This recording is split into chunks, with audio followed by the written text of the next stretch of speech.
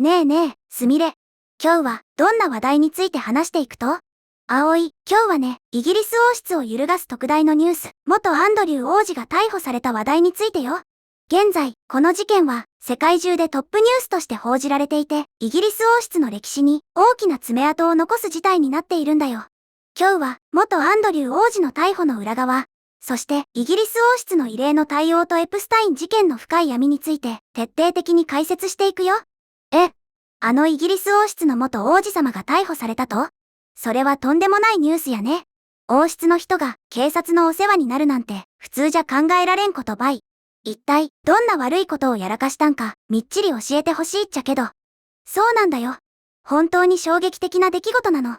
事の始まりは2月19日の朝のことで、警察官の一団がノーフォークにあるチャールズ国王のサンドリンガム邸宅に到着したの。そして、現在、アンドリュー・マウントバッテン・ウィンザーとして知られる元アンドリュー王子が逮捕されたんだよ。ちょっと待って。その、サンドリンガム邸宅って国王の家やろ？なんで、元王子が、そんなところにいたと？普通、自分の家に住んどるもんやないの？鋭い質問だね、葵。実はね、アンドリュー氏は、77歳のチャールズ国王から、これまで住んでいたウィンザーにある、ロイヤルロッジという自宅から、立ち去るように命じられていたの。それで、このサンドリンガム邸宅に移住していたところだったんだよ。彼が公務上の不正行為の疑いで逮捕されたことは、イギリスの公共放送局である BBC によって最初に報じられたの。なるほどね。お兄ちゃんである国王から家を追い出されて居候してたところで警察に踏み込まれたってわけね。なんか自業自得って言葉がぴったりな転落っぷりやね。バッテン、公務上の不正行為で具体的に何をしたと？当局はね、アンドリュー氏がイギリスの貿易特使として活動していた際に、故ジェフリー・エプスタイン氏と機密情報を共有したという疑惑を受けて、捜査を行っているの。ただ、アンドリュー氏本人は、エプスタイン氏に関するいかなる不正行為も一貫して否定しているんだよ。出た。エプスタイン。あのヤバい事件の主犯格の人やんね。その人とこそこそ機密情報をやり取りしてたって、王族としてというより、人間としてどうなん？って話ばい。警察は、ちゃんと証拠ば掴んどると？テムズバレー警察はね、声明でこう発表しているの。捜査の一環として、本日2月19日、公務上の不正行為の疑いで、ノーフォーク出身の60代の男性を逮捕し、バークシャー州とノーフォーク州の住所を捜索している、でね。さらに、現時点では、この男は警察に勾留されている、と続いていて、逮捕された男の名前は、公式には公表しないと付け加えているんだよ。ノーフォーク出身の60代の男性で完全に名前を隠しとるつもりかもしれんけど、バレバレやん。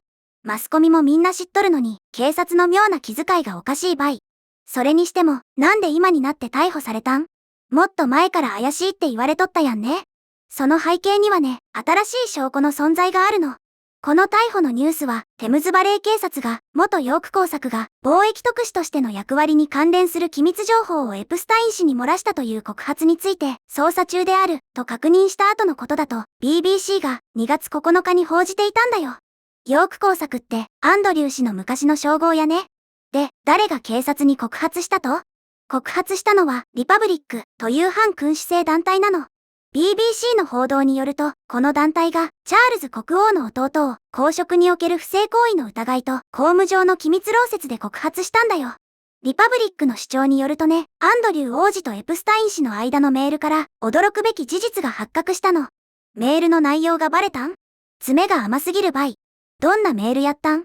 アンドリュー氏は2001年から2011年までイギリスの国際貿易投資担当特別代表を務めていたんだけど、その職務に関する機密文書をエプスタイン氏と共有していたことが、そのメールから明らかになったとリパブリックは主張しているの。このやり取りの証拠は、エプスタイン氏をめぐる継続中の捜査に関連する最新のファイルとして、なんと1月30日に米国司法省によって公開されたものなんだよ。アメリカの司法省が公開したファイルから足がついたってわけね。貿易特使って国の重要なビジネスば扱う仕事やろ？そんな機密情報を性犯罪者にホイホイ渡すなんて国を売るようなもんやん。信じられんばい。その通りだよ。貿易特使はイギリス企業の海外での利益を促進する非常に重要な役割を担っているの。だから当然その職務には任期が終了した後も厳しい守秘義務が課せられるんだよ。それを破った疑いがあるからこそ、公務上の不正行為として警察が動いたの。そもそも、そのエプスタインってどんな人物やったかおさらいしてよ。視聴者の人も名前は聞いたことあるけど詳しくは知らんって人もおるかもしれんけん。わかったよ。エプスタインはアメリカの金融家で性犯罪で有罪判決を受けた人物なの。そして2019年8月に連邦の性的人身売買罪での裁判を待つ間に獄中で亡くなっているんだよ。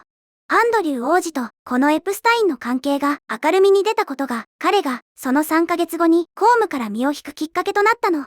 エリザベス女王の次男っていう超 VIP な立場でそんな犯罪者とズブズブやったって王室の顔に泥を塗るにも程があるばい。本人はまだ何もしてないって言い張っとると？そうなの。エリザベス女王の次男である彼はこれまでも二人の関係に関するいかなる不正行為も否定し続けてきたんだよ。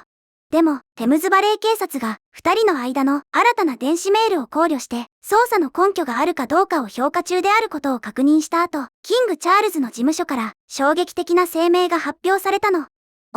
現国王であるお兄ちゃんがついに動いたんやね。身内をかばうような甘い対応じゃ国民は納得せんよ。なんて声明を出したと？バッキンガム宮殿は2月9日の声明でこう述べたんだよ。国王陛下はマウントバッテン・ウィンザー氏の行為に関して次々と明らかになる疑惑に対し言葉と前例のない行動を通じて深い懸念を表明されました。問題となっている具体的な主張についてはマウントバッテン・ウィンザー氏が対応すべきですが、テムズバレー警察から連絡があった場合、皆様のご期待通り支援する用意がありますってね。支援する用意がありますって、要するに警察の捜査には全面的に協力する件、身内やからって手加減せんでええよってことやん。完全に切り捨てられとるばい。自業自得やけど国王も腹をくくったんやね。そうだね。さらに声明はこう続いているの。以前にも述べられたように、両陛下はあらゆる形態の虐待の被害者に対してこれまでも、そしてこれからも思いと共感を抱いておられます、とね。これは家庭内暴力や性的虐待の被害者の熱心な支援者である国王の妻カミラ夫人に言及して付け加えられた言葉なんだよ。なるほどね。カミラ夫人がそういう支援ば熱心にやりよるのに身内がその真逆の疑惑を持たれとったらそりゃあ許せんわな。で、ここでみんなにお願いがあるの。もしこの動画が面白いなって思ったらぜひチャンネル登録とグッドボタン高評価を押してね。みんなの応援が動画を作る力になるけん、ポチッとしてくれたらバリ嬉しい。よろしく頼むばい。で、すみれ。さっきのバッキンガム宮殿の声明やけど、なんか特別な意味が含まれとる気がするんやけど、気のせい？葵、本当に鋭いね。実は、この宮殿の声明は、アンドリュー王子の行為について、初めて直接言及している点が特筆すべき点なんだよ。なぜかっていうと、米国司法省が公開したエプスタイン被告に関する最新のファイルで、アンドリュー王子と元妻のサラ・ファーガソン氏が複数回言及されて以来のことだったからなの。元奥さんまでそのファイルに名前が出とったん？ドロドロすぎるばい。その元夫婦って今はどういう関係なん？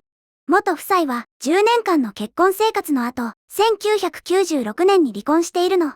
二人の間には、ベアトリス王女とユージェニー王女という娘がいるんだけど、実は離婚して別居した後も、ずっと、ウィンザー城のロイヤルロッジで同居を続けていたんだよ。